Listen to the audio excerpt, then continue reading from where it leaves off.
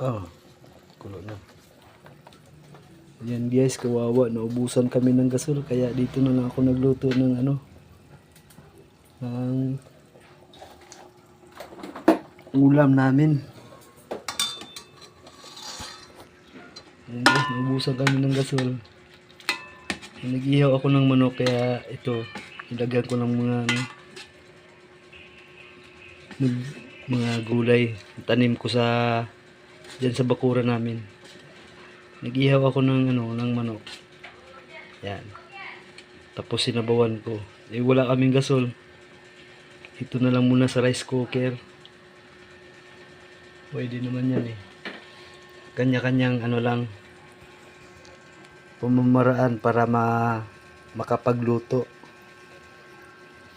Kurente nga lang.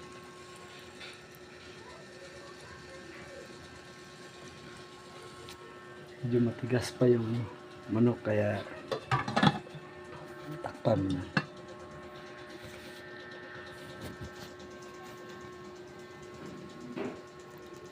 Mga 2 minuto pa yan. Okay na yan. Ayan guys. 1 minuto na lang. Ayan. Magkumulo pa yan ulit. Okay na yan. Meron na kaming ulam.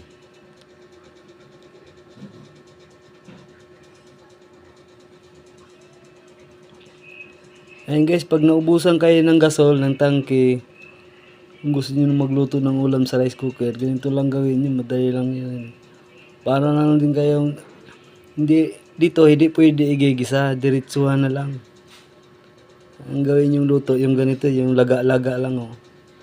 Papakulo lang kayo ng tubig, lalagyan nyo na yung yung inihaw nyo na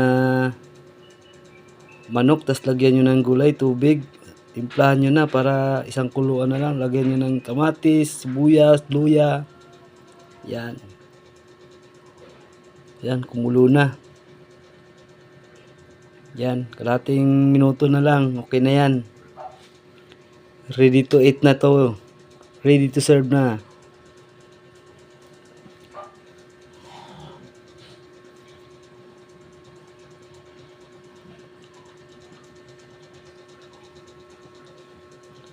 15 minutes na lang.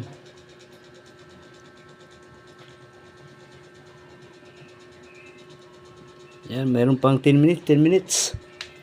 Yan. Siguro okay na to.